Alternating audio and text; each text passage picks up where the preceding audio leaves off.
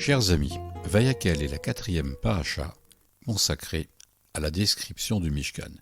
Nous avons déjà reçu de nombreux détails sur les matériaux à utiliser, sur les dimensions des mobiliers, mais nous manquons d'informations sur le sens du Mishkan. À quoi sert le Mishkan ? Comment Dieu, qui est infini, incorporel et extérieur au monde, pourrait-il résider dans un espace physique limité ? Appliqué au Mishkan, quel est le signifiant et quel est le signifié ? Pour conclure, comment a été financée la construction du Mishkan ?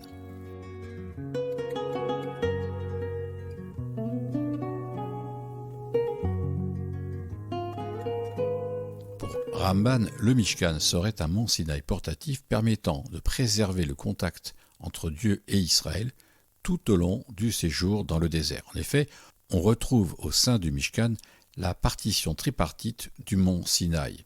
La base du mont Sinaï, comme la cour extérieure du Mishkan, est accessible à tous, sous réserve de s'être purifiée. La partie intermédiaire du mont Sinaï n'était accessible qu'à Moïse, Aaron et aux anciens. De même, le saint, Kodesh, du Mishkan n'est accessible qu'aux prêtres. Seul Moïse pouvait accéder à la partie la plus élevée du mont Sinaï. De même, seul Aaron pouvait accéder une fois par an au Saint des Saints, dans lequel se trouvait l'Arche d'Alliance.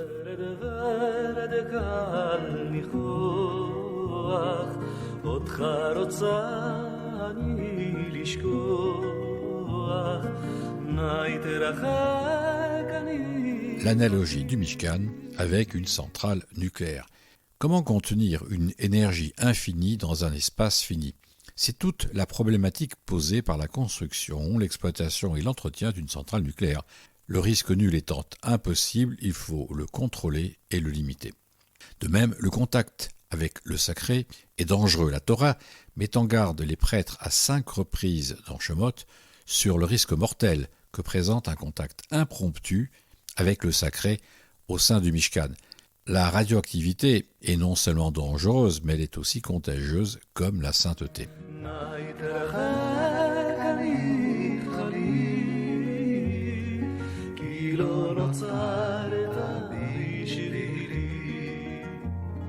On peut comparer les 60 chapitres consacrés au Mishkan à un manuel d'exploitation-maintenance d'équipements complexes où chaque opération est détaillée. Toutefois, le manuel opérateur que doit connaître et suivre un technicien amené à travailler dans une centrale nucléaire est bien plus long que les 60 chapitres de la Torah qui traitent du Mishkan et des sacrifices. Ces manuels ont en commun avec la Torah la recherche de l'exhaustivité, le souci du détail, la redondance entre les instructions que Dieu donne à Moïse, chef du projet Mishkan, qui sont ensuite transmises au concepteur, construction du Mishkan, puis répétées à l'assurance qualité, revue de la réalisation, puis aux exploitants, en charge des sacrifices, et enfin aux équipes chargées de la maintenance, purification, rituel de Kippour.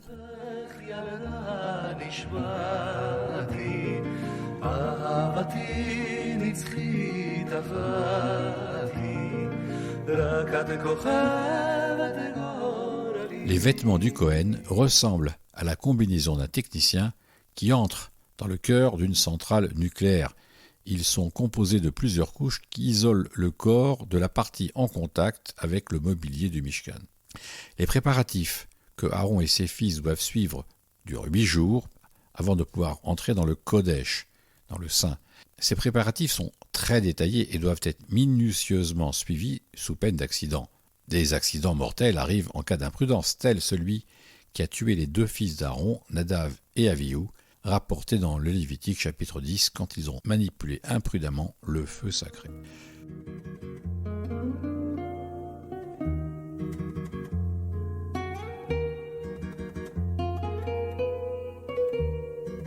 Le Mishkan comme métaphore du corps humain.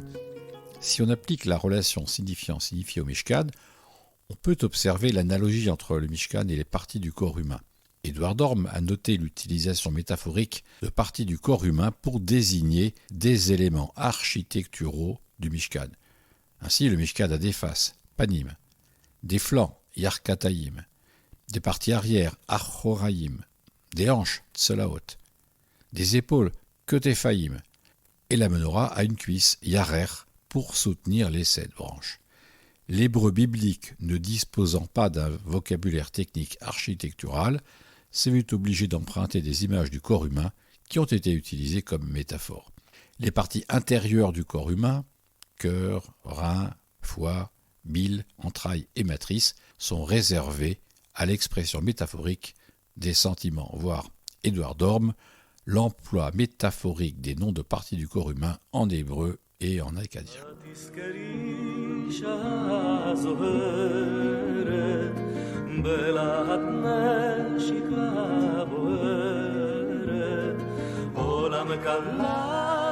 Mishkan est le premier exemple de crowdfunding, financement participatif, puisque, contrairement au temple de l'époque, qui était bâti par les souverains, et à leur gloire, le Mishkan fait appel au financement du public.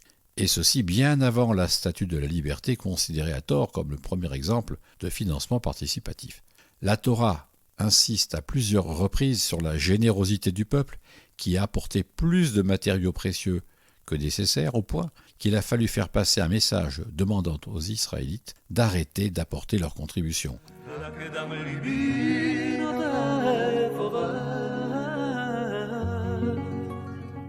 Ceci est également le cas du bassin de bronze, qui a été fabriqué à partir des miroirs que les femmes ont apportés et dont il sera question dans la parashat Pekoudé que nous lirons la semaine prochaine. Shabbat Shalom.